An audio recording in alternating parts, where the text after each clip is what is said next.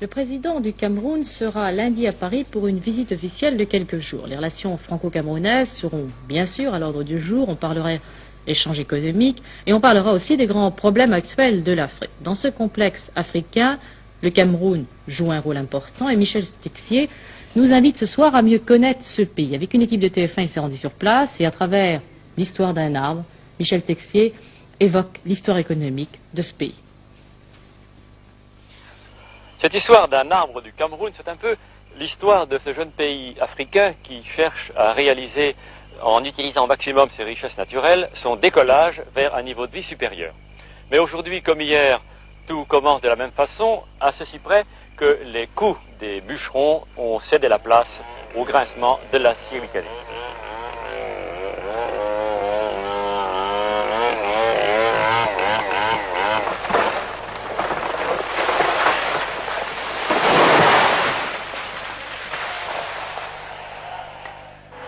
Rien de modifié non plus dans les premiers tronçonnages et le départ du géant abattu. C'est maintenant que va changer le cours de l'histoire de l'arbre et de l'économie du Cameroun. Hier, c'était l'expédition des troncs vers Bordeaux, Nantes ou Amsterdam. Aujourd'hui, 4 arbres sur 10 sont encore exportés, mais 6 sont transformés au Cameroun, qui exportera encore les 3/4 des produits travaillés, lattés, contreplaqués et portes.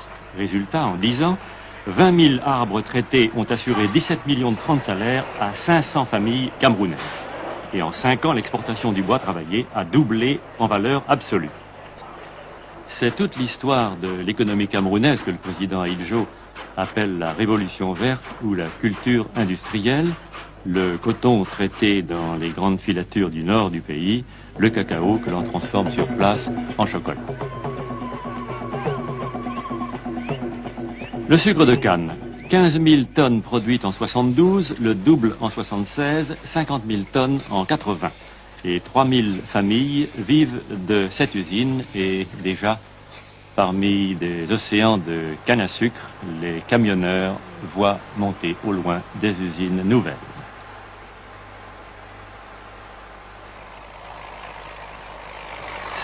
Cette rage de la révolution verte s'exprime jour et nuit et par tous les temps. Pourquoi cette hâte à défricher, à planter, à produire? C'est que la vie du pays en dépend. C'est le cycle classique qui tient en 3 phrases. 1. Il faut doubler le niveau de vie en 20 ans.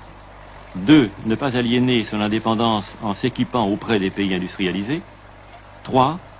Donc payer cash et pour cela exporter encore des produits transformés de préférence parce que plus rentables.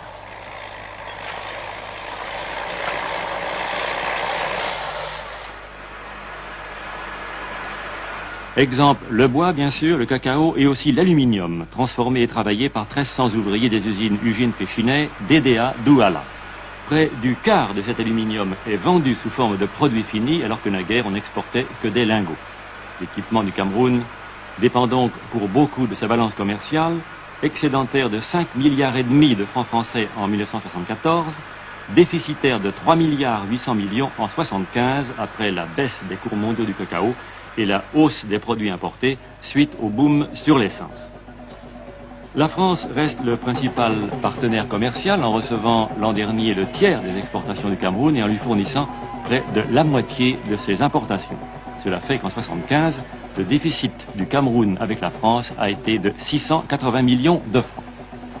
On conçoit donc que le président Ahidjo, au cours de sa visite à Paris, veuille obtenir l'équilibrage des échanges pour le Cameroun, où vivent encore 12 000 Français, où prospèrent quelques grosses entreprises, un pays qui a su garder le souvenir des grandes heures vécues ensemble.